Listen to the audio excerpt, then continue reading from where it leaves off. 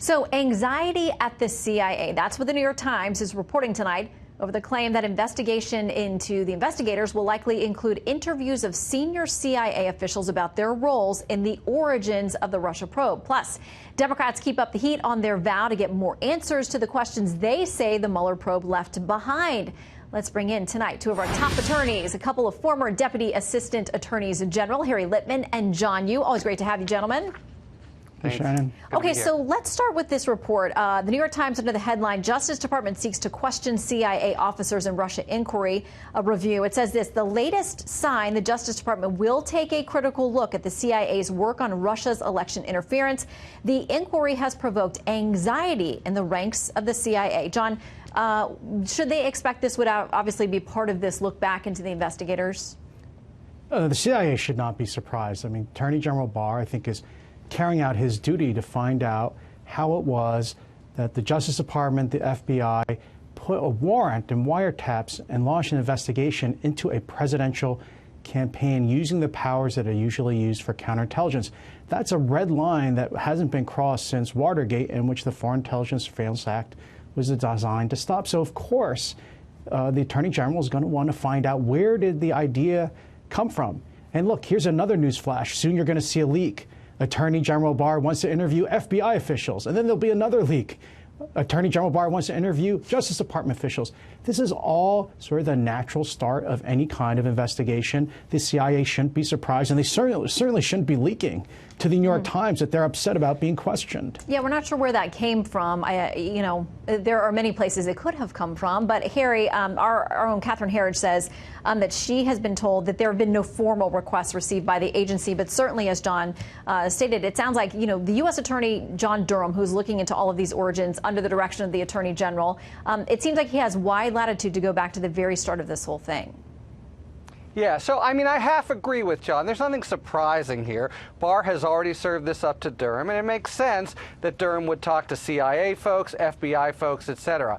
If there's anxiety, and I can see that there is, it's not because of this report, but the whole probe. Because the place I disagree with John is some kind of exigency when there are already two probes of this going on. But this has been a dearly embraced talking point by the president, and to date, and to great disappointment, the Attorney General has embraced those talking points. So I think there is nervousness that at the end of the day, the AG might come out that way. On the other hand, Durham is the one who will be making the recommendation up to him. He's done it in the past. I wouldn't be surprised if he doesn't find any wrongdoing. Nevertheless, while he's on the job, there's a continuing talking point of investigating the investigators, which the president can use in his campaign rallies. Well, someone who's hoping to replace him, Senator Kamala Harris, is part of the 2020 field. She's been gaining in the polls, and she's also talking about what the DOJ will be investigating if she becomes the commander-in-chief. Here's a bit of what she's had to say. Everyone should be held accountable, and the president is not above the law. Even if they meant a former president going on trial, serving jail time? Well, the facts and the evidence will take the process where it leads. She's not against prosecuting a former president. I want to get reaction from you both. John, we'll start with you. Well, this is what worries me about President Kamala Harris, because she may have skimmed the Mueller report. I don't think she read it closely.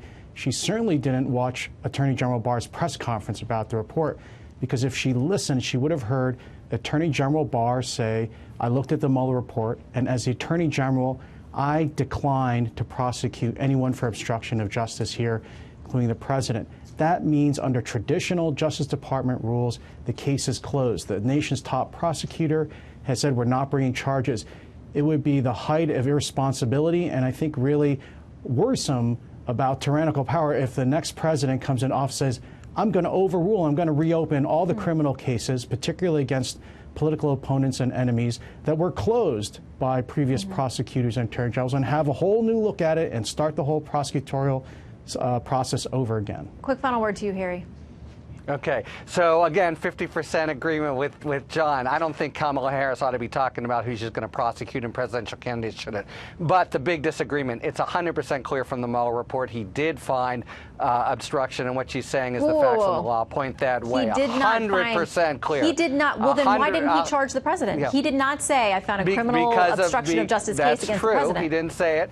But he didn't say it. And he didn't say it. And he said why he didn't say it because the OLC policy precluded it. But Barr says he was told by Mueller and his team it wasn't about the OLC letter. If you read they have to the figure that report out closely, there's no other conclusion. But in any event, the big point is Kamala Harris shouldn't be talking about it. So I agree on that point, but I disagree that there's some kind of clean bill of health there. Okay, Harry and John, always great to have you. Thanks for stopping in. Thanks, Shannon. Thanks, John.